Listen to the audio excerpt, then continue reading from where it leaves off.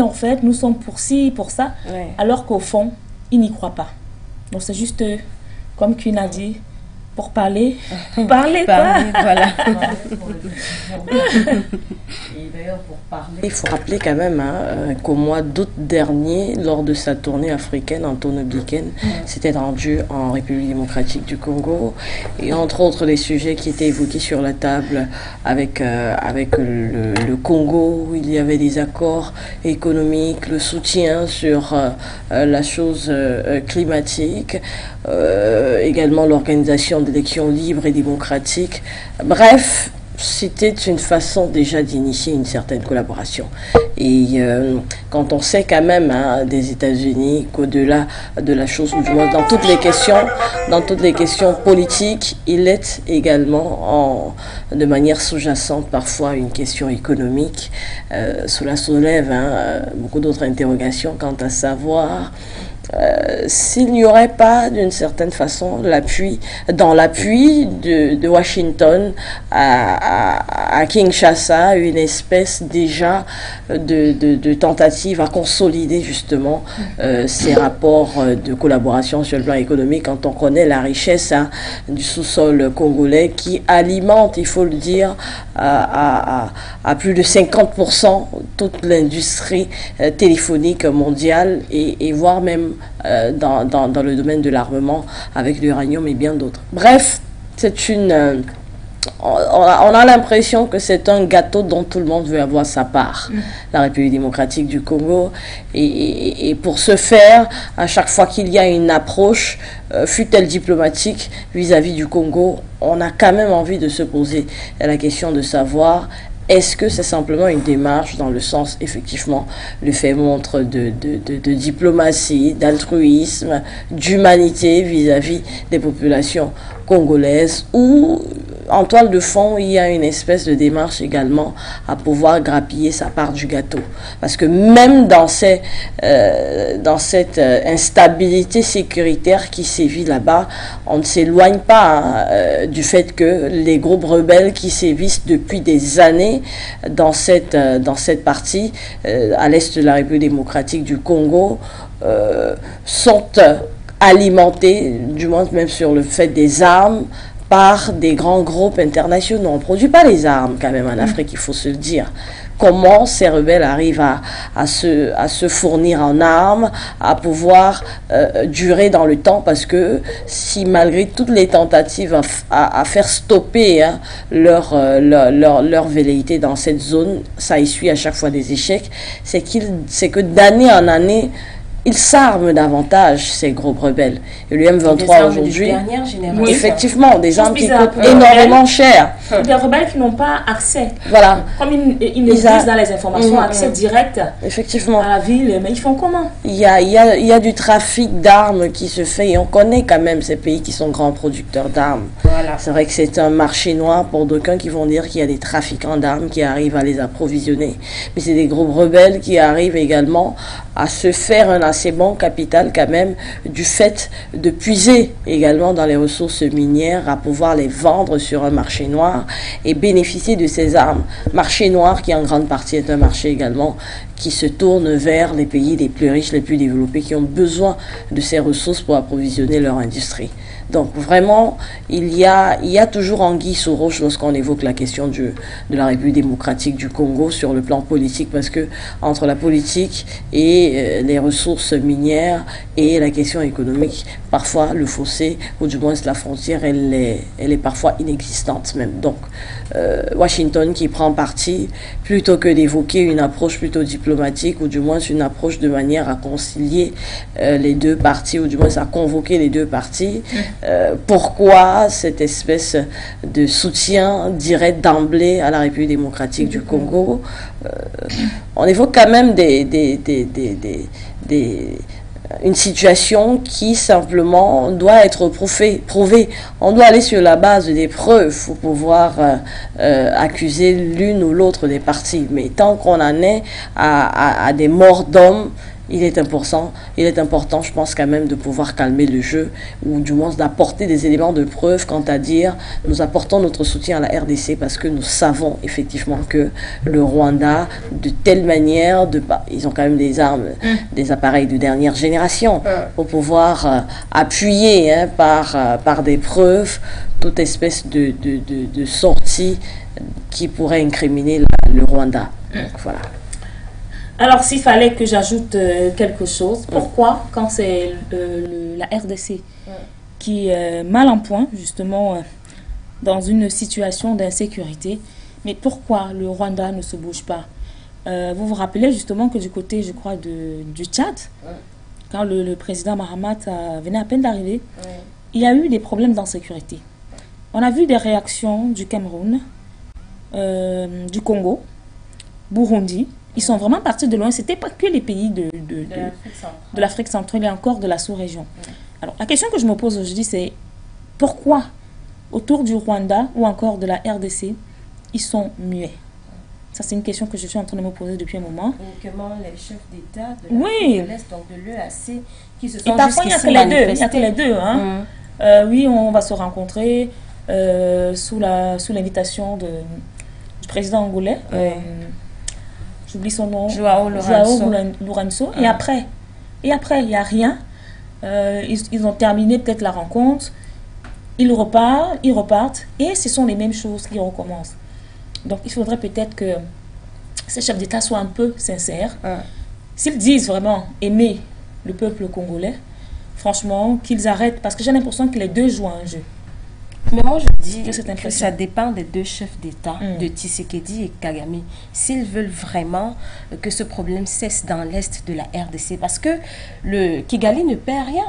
C'est la RDC qui a des morts tous les jours, il y a des déplacés, il y a des blessés. Donc, il faut que les deux chefs d'État prennent la décision de vraiment, je vais dire quoi, de vraiment se soucier de toutes ces personnes innocentes. Parce que là, ce sont des personnes innocentes qui meurent tous les jours en RDC.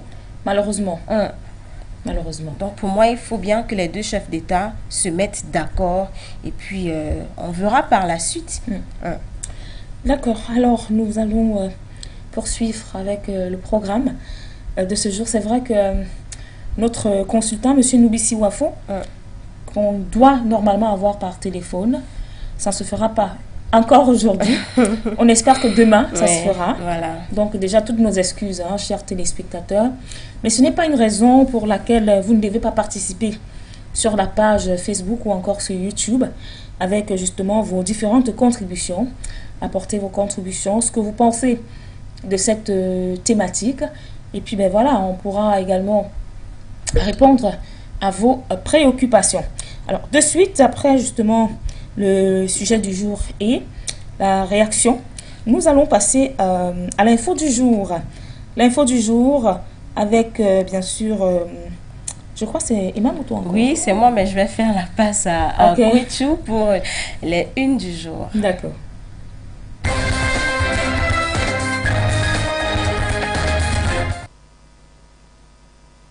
Bienvenue à un autre moment donc des unes du jour. Nous nous permettons à travers ce moment de faire le tour de quelques sous-régions africaines et bien sûr de quelques capitales africaines. Et nous démarrons pour ce matin du côté d'Afrique de l'Ouest, particulièrement du côté de la Guinée. Voilà, on fait cap donc vers la Guinée-Conakry avec le site d'information guinénews.org. Guinée, la CEDEAO jette un froid sur le cadre de dialogue.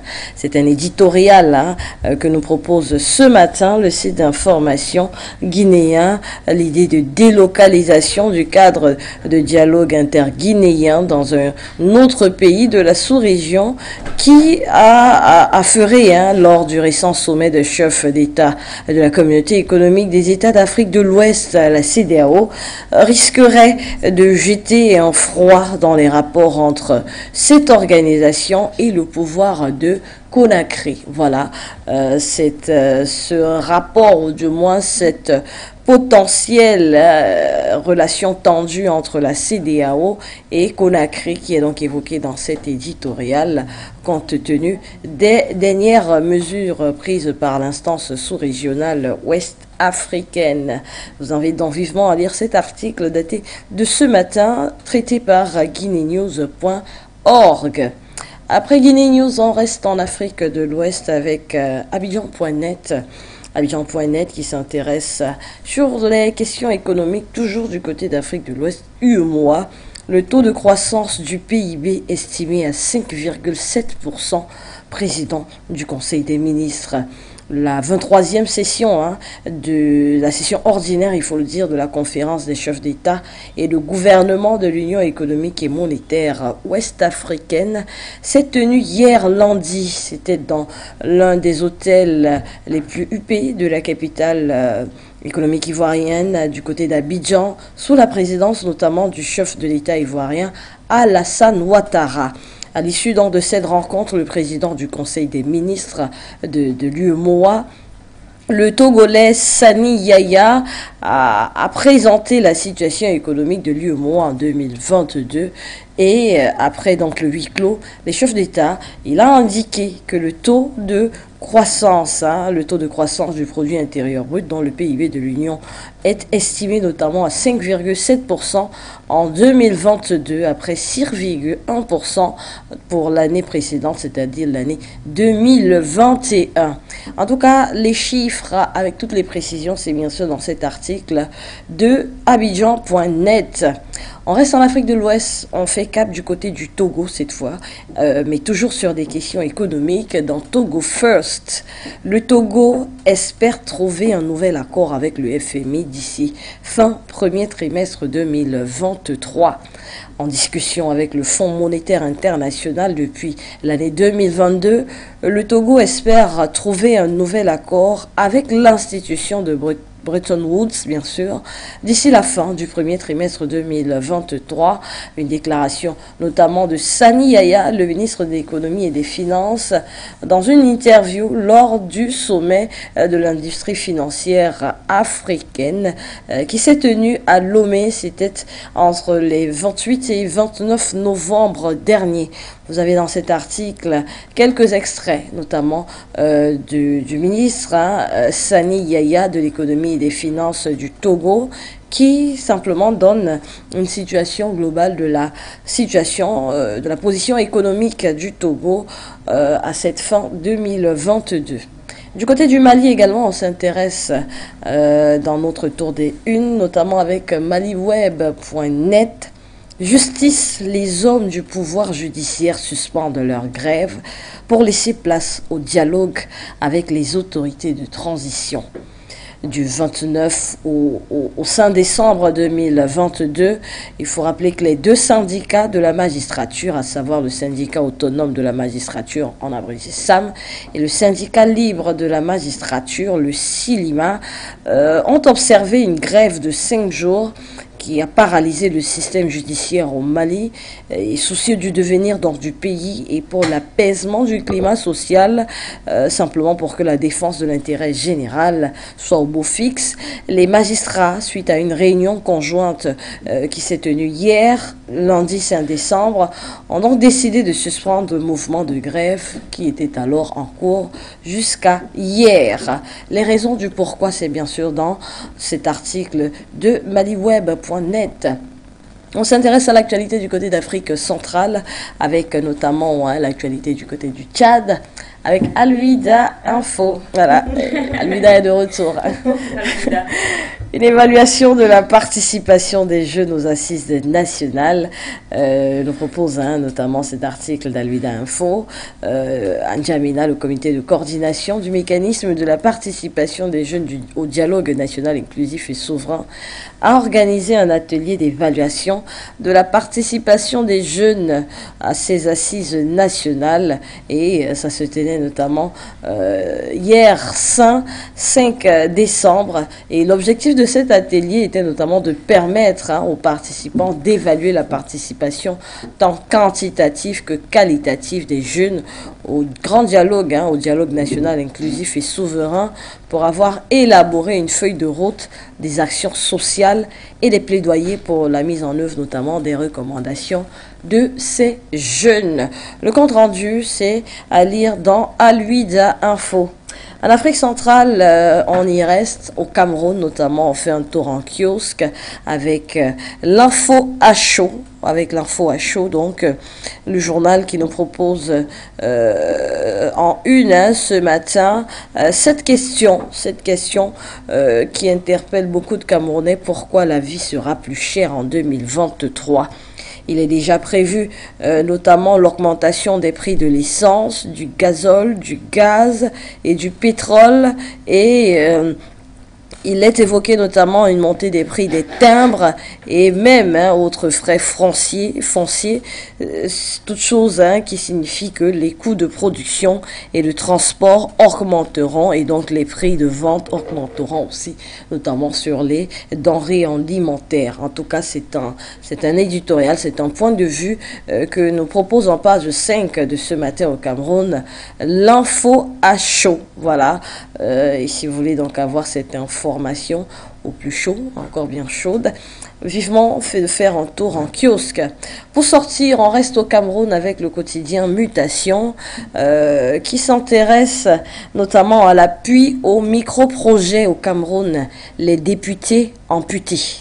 Voilà, c'est clairement un beau jeu de mots, une rime que nous propose Mutation ce matin. Les élus de la nation au Cameroun ne bénéficieront plus de 8 millions annuels octroyés par le gouvernement. C'est-à-dire en page 9, une somme qui déjà chaque année fait couler beaucoup d'encre et de salive, et qui donc cette année, ou du moins pour l'année à venir, sera donc revue. Les sommes allouées de 8 millions annuels octroyées par le gouvernement aux élus de la nation risqueraient d'être revues, notamment à la baisse. En tout cas, c'est une question, ou du moins des éléments de réponse que vous propose le quotidien Mutation au Cameroun ce matin. Voilà, et avec cette une et ce sujet, on met fin à notre tour des unes de ce matin, Dédi. Merci beaucoup, Queen Kwetu. Parlant justement des unes, pour revenir justement sur le sujet sur la presse, notamment Mutation. Il y a une flambée de prix que Mutation annonce. Sauf qu'ils annoncent comme si eux, ils seront en retrait. Oui, ils annoncent comme s'ils seront en retrait. Alors que ça touche tout le monde. Ça va toucher tout le monde. La vie, elle devient de plus en plus chère. Très chère. 2023 soit une année assez... Surtout qu'en 2022, ça n'a pas été facile. Du tout. Si 2023 s'annonce encore plus cher que 2022, on se demande bien comment vont vivre les Camerounais, surtout ceux de la classe, je ne vais pas dire pauvre, moyenne, voilà. Et puis parfois, je me dis, ces Camerounais-là, de la basse classe, c'est vrai, ils vont dire, on va à l'église, on va se tourner vers Dieu, mais ils ont déjà prié, faire les jeûnes, tout y passe, mais sauf que aucun changement. Malgré tout ça, les enfants ont les diplômes. Parfois, ils prient sur son diplôme. Ils prient. Papa, donne-moi un truc. Rien ne bouge. Certains n'ont pas le choix de se retrouver en train de faire soit la moto ou alors des métiers assez... Puis quelqu'un vous dira, même faire la moto, c'est un métier. Oui, de quand vous diront ça. Il vous dira, par exemple, la moto, c'est vrai que ça a pris beaucoup de temps, mais en 3 ans que je fais la moto, j'ai quand même pu lever... les murs dans mon village. Et certains diront même que je préfère faire la moto que d'aller m'asseoir, plutôt que d'aller m'asseoir dans un bureau et recevoir un salaire assez minable à la fin du mois. Et c'est souvent parfois. Il ne faut pas s'éloigner également du fait de la crise. Il est des patrons notamment qui ont mal eux également à joindre les deux bouts.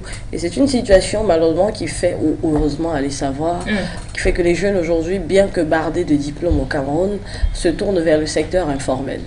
Vers le secteur informel pour au moins, comme tu l'évoquais Ndédi, pouvoir apporter le minimum pour pouvoir mettre quelque chose sur la table. Encore que même mettre quelque chose sur la table aujourd'hui, c'est pas du tout évident. Ça paraît facile et simple quand on voit le projet de Visu, mais quand tu es à l'intérieur, tu te rends compte que non, c'est pas ça. Alors, on va prendre le flash d'information, voilà, avec bien sûr le concours de la réalisation.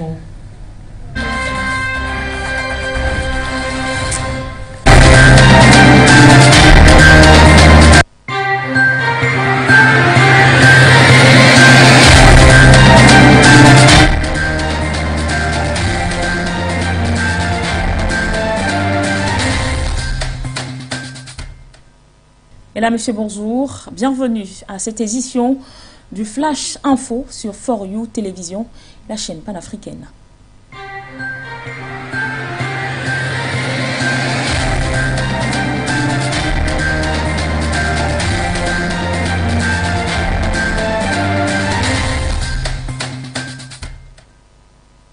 Et nous démarrons justement le déroulé de ces informations avec l'Afrique de l'Ouest, à savoir le Mali justement, qui reçoit donc depuis hier, lundi 5 décembre, le secrétaire général adjoint de l'ONU en terre malienne. En effet, il gère les opérations de paix. Et donc le secrétaire général adjoint de l'Organisation des Nations Unies, chargé des opérations de maintien de la paix, Jean-Pierre Lacroix, est donc à Bamako depuis le lundi 5 décembre, c'est-à-dire hier, pour une visite, dit-il, d'amitié justement et de travail de 2 jours. Selon le programme officiel de la visite, le diplomate onusien rendra donc une visite de courtoisie au ministre des Affaires étrangères et de la coopération internationale, Abdoulaye Diop. C'était justement hier lundi 5 décembre, en début de matinée. Et donc cette rencontre sera donc suivie d'une séance de travail avec la partie gouvernementale. Le même jour a été suivi justement avec la partie gouvernementale le même jour. Et donc toujours dans son agenda, Jean-Pierre Lacroix, ce mardi même, va donc se rendre, du moins va opérer une visite d'amitié au président de la transition au palais de Koulouba, où il sera donc reçu en audience par le colonel Assimi Goïta. Nous restons toujours au Mali cette fois-ci pour parler de gouvernance et dire que le premier ministre, celui-là qui a fait parler de lui, Choguel Kokala Maïga, qui a donc repris le service dans son ministère. Et donc, c'est désormais officiel, le Premier ministre Dr Choguel Kokala Maïga a repris son fauteuil à la primature. Le lundi 5 décembre, l'information émane d'un communiqué officiel lu sur la chaîne nationale par le secrétaire de la présidence. À la lumière de ce communiqué, il ressort que le suspense a duré. C'est désormais donc officiel. Dr Choguel Kokala Maïga a repris son fauteuil. Ce n'est plus un doute. Justement, du même que la transition, il ressort justement que le président de la transition nomme le colonel Abdoulaye Maïga en qualité de ministre d'État de l'administration territoriale et de la décentralisation. À ce titre, il assume désormais l'intérim. Il a assuré désormais l'intérim du Premier ministre, chef du gouvernement, en cas d'absence. C'est du moins ce que disent les textes d'empêchement ou de vacances.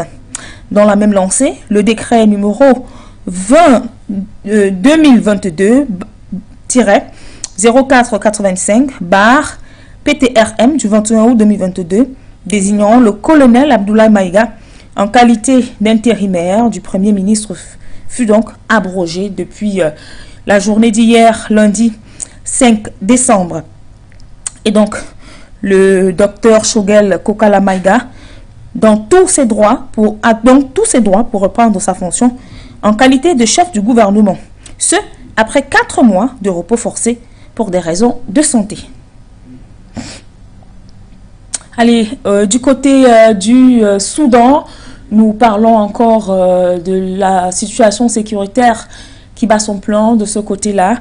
Et donc, il y a les militaires et les civils qui se divisent pour l'accord cadre politique. La colère donc des populations ne tarit pas au Soudan. Des milliers de manifestants islamistes ont protesté samedi dernier à Khartoum, la capitale, contre la mission des Nations Unies dans le pays. Cette manifestation intervient dans la lignée des rassemblements organisés par des factions islamistes ces dernières semaines, après que les dirigeants militaires et un bloc civil clé ont annoncé leur intention de signer un accord initial.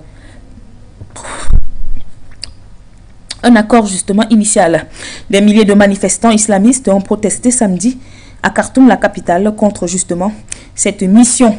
Et donc, ce qu'il faut dire, c'est que cette manifestation intervient dans la lignée justement des rassemblements organisés par les factions ces dernières semaines, après que les dirigeants militaires et un bloc civil clé ont annoncé des divisions entre les groupes soudanais et se sont accentuées depuis le coup d'État. Certains d'entre eux prônent la signature d'un accord avec les militaires, tandis que d'autres insistent pour qu'il n'ait aucune négociation possible. Et donc, depuis que le chef de l'armée, Abdel Fattah al-Burhan, a mené une prise de pouvoir militaire en octobre 2021, la transition est devenue toute fragile, en cours vers un régime civil, après l'éviction en 2019 du dirigeant de longue date, Omar el-Béchir, qui a justement déraillé. À ces manifestations quasi hebdomadaires se sont alors ajoutées une crise économique et une augmentation des affrontements ethniques dans les régions reculées du Soudan. Au Tchad, c'est le président du Conseil militaire de transition qui poursuit tout simplement la fixation de son gouvernement. Et là, nous parlons justement des membres du Haut Comité de pilotage chargé du suivi de la mise en œuvre des résolutions et recommandations du dialogue national inclusif et souverain, lesquels ont donc été officiellement installés samedi 3 décembre par le président de la transition, le général Mahamat Idriss Déby Itno, donc créé par décret numéro 0020/PT/PM 2022 du 28 octobre 2022. Le Haut Comité de pilotage, présidé par le Premier ministre de transition, M. Saleh Kebzabo, est une instance de supervision et d'orientation de la mise en œuvre des résolutions et recommandations du DNIS. Il est notamment chargé de donner des orientations stratégiques pour la mise en œuvre des résolutions et recommandations du DNIS. Il est notamment chargé de donner aussi les orientations stratégiques pour la mise en œuvre du cahier de charges de la transition, entre autres. Et c'est sur ce que se referme cette édition du Flash d'information sur For You Media. Merci d'avoir été des nôtres.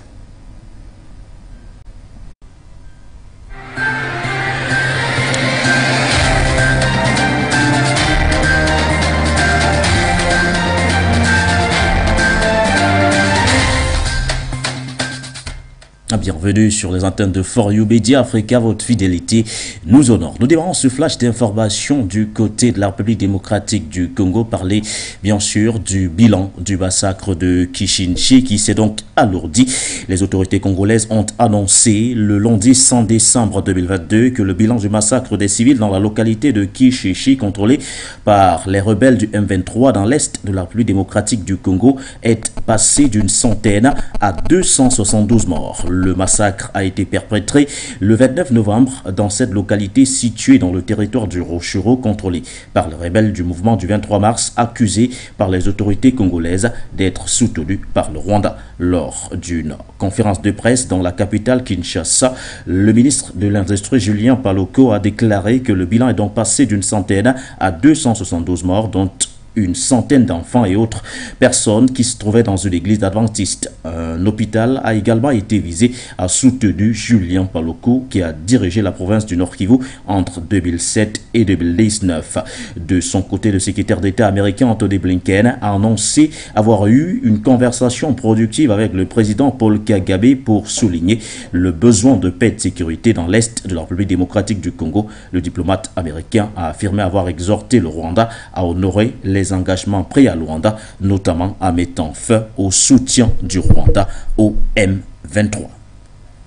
Cap, cette fois en Afrique de l'Ouest, nous parlons bien sûr de l'UEMOA avec ce taux de croissance du PIB enregistré en 2022. Les 8 membres de l'UEMOA n'ont pas été épargnés par les crises profondes qui affectent le monde entier, en particulier les conséquences de la guerre en Ukraine, au moment où les économies se relevaient du choc de la crise liée au Covid, a souligné le président ivoirien Alassane Dramane Ouattara. Outre le taux de croissance passé de 6,1% en 2021 à 5,7% en 2022. L'inflation est également passée au sein de l'Union de 3,6% à 7,5% en 2022, a relevé le président Ouattara en estimant que ces pays membres avaient néanmoins su faire face, preuve de résilience, notant que la situation sécuritaire était préoccupante en raison des attaques terroristes qui se multiplient dans plusieurs pays de l'UEMOA, en particulier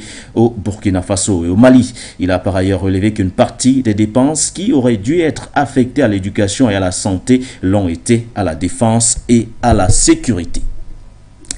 Nous parlons du Sénégal, nous parlons surtout de cette confrontation attendue ce mardi entre Ousmane Sonko et Adji Sarr. Le face-à-face est donc attendu ce mardi 6 décembre 2022. On rappelle bien sûr que Ousmane Sonko est accusé par Adji Sarr de viol répété et menace de mort. L'opposant leader du parti PATEF et l'ancienne employée d'un salon de massage à Dakar ont rendez-vous devant le doyen des juges d'instruction. Cette confrontation est une nouvelle phase dans ce dossier très sensible qui avait provoqué des émeutes meurtrières en mars 2021. Adji Sarr et Ousmane Sonko ont déjà été entendus séparément sur fond du dossier. Cette fois, ils vont donc chacun défendre leur version des faits contradictoires devant le doyen des juges, Oumar Mahan Diallo. Du côté de l'Afrique du Sud, on reparle de l'affaire Falla avec bien sûr le vote sur la destitution de Cyril Ramaphosa qui a officiellement été reporté. Le Parlement sud-africain a décidé le lundi 100 décembre 2022 de reporter d'une semaine le vote très attendu sur le déclenchement d'une procédure de destitution contre le président Cyril Ramaphosa empêtré dans un scandale de corruption. Plus tôt, l'ANC, parti au pouvoir en Afrique du Sud, a dit apporter un soutien total au président Cyril Ramaphosa, annonçant que ses membres du Parlement, où ils sont majoritaires, voteraient certainement contre une procédure de destitution du chef de l'État Cyril Ramaphosa. Cyril Ramaphosa, de son côté, avait jusqu'ici envisagé de jeter l'éponge selon plusieurs sources. Il n'en sera donc rien puisqu'il s'est ravisé et il a écarté cette éventualité, l'éventualité d'une démission, mettant fin à plusieurs jours d'incertitude. Une enquête pénale est en cours. Le président n'a pas encore été inculpé à ce stade. Nous refermons ce flash d'informations en sport. Nous parlons surtout Coupe du Monde de football. Le rendez-vous avec l'histoire des Lions de l'Atlas du Maroc. Les Lions donc de l'Atlas visent une qualification inédite en quart de finale du mondial. 36 ans après, l'équipe nationale du Maroc est de retour en 8e de finale d'une Coupe du Monde. Pour cette édition 2022, les joueurs de Walid Regragui sont opposés à l'Espagne. Une sélection qui doit en partie sa qualification à la victoire de l'Allemagne face au Costa Rica lors de la dernière journée du groupe E. En conférence de presse d'avant-match, le sélectionneur des Lions de l'Atlas a dit espérer créer la surprise à ses joueurs tombeurs de la Belgique et du Canada au premier tour. Il veut faire intégrer la mantra suivante: pas de complexe, pas de regret et surtout jouer au football. Le rêve est permis, la surprise est permise. Le rendez-vous, il est pris pour 15h GMT, coup d'envoi de ce très attendu Espagne-Maroc. Voilà donc qui met un terme à cette édition du Flash de l'information. Restez des autres, nos programmes se poursuivent.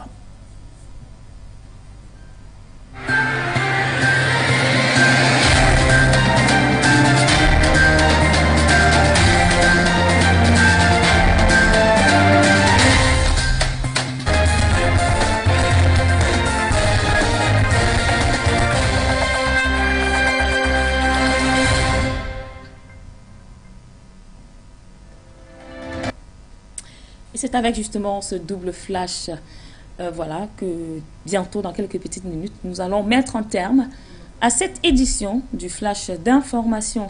Et donc, avec vous, Emamuto, vous avez prévu quoi pour la fin?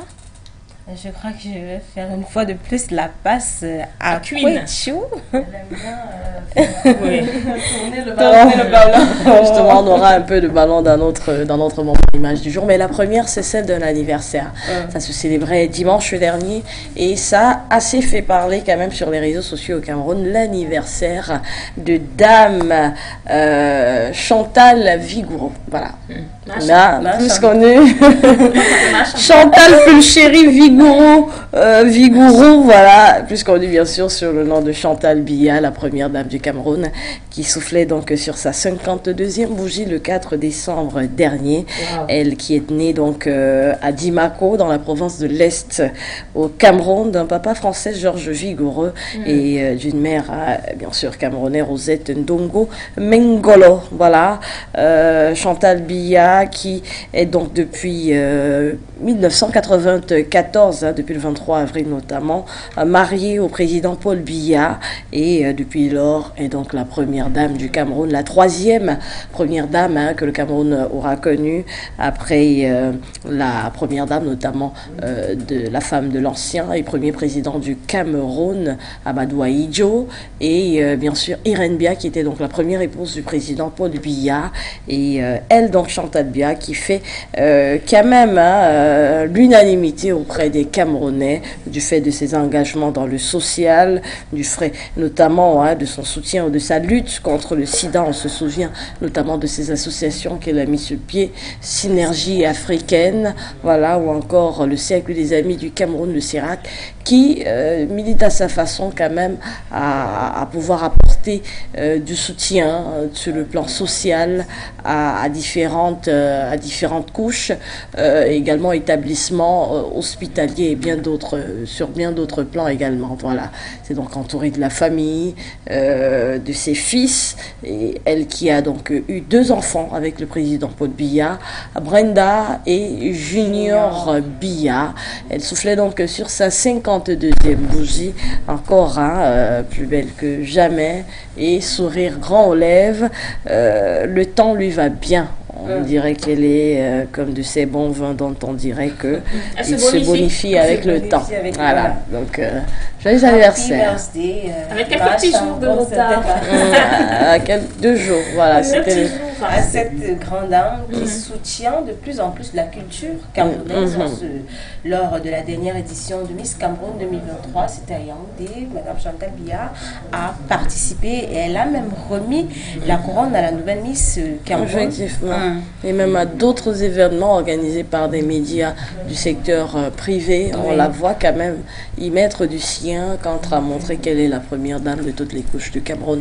Et pour sortir avec une affiche qui est très attendue aujourd'hui, le Maroc qui sera face à l'Espagne, oui, le dernier représentant africain encore en lice du côté du Qatar, va donc croiser le fer avec l'une des nations favorites de la compétition, l'Espagne.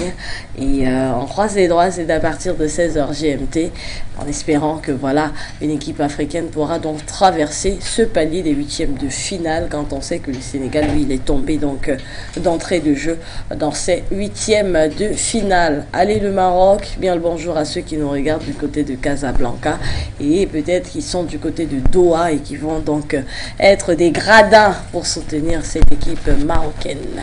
L'Afrique est derrière le Maroc et moi, pour mon pronostic, je dirais 2-1 en faveur du Maroc. D'accord. Dédie, pronostic un peu partout, on s'en va au-dessus au but, le meilleur gagne. Un but partout. Ok. Moi, c'est un but partout. Un but partout, voilà. Voilà. En tout cas, c'est avec ce but donc qu'on met fin à la partie dans Remue l'actu peut-être de ce matin. Fin de match. Voilà. Fin de match dans Remue, enfin, de l'image du jour. Ouais. Ce sera bien sûr la dernière escale de l'émission Dédie. L'image du jour.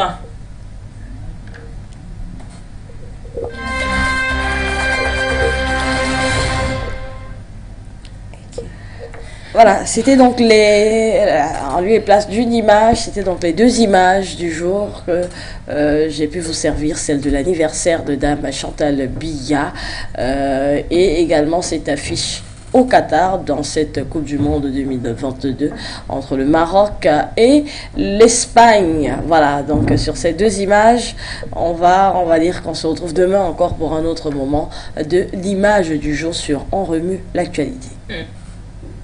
Alors, tu as quelque chose à ajouter?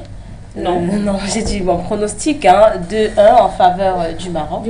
Et je souhaite de tout cœur que le Maroc puisse valablement représenter l'Afrique et va même au quart de finale de cette Coupe du Monde. Et pourquoi pas au demi-finale aussi? Pourquoi pas gagner? Alors, merci beaucoup à vous les dames. Et donc, nous disons également merci à tous nos téléspectateurs, que ce soit sur Facebook, ou encore ou encore YouTube.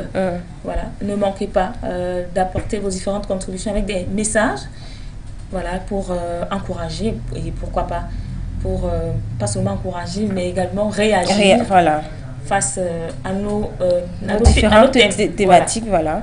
Merci également à toi, Dédi. Je vous en prie. Allez, portez-vous bien et puis on se donne rendez-vous demain à la même heure et au même endroit.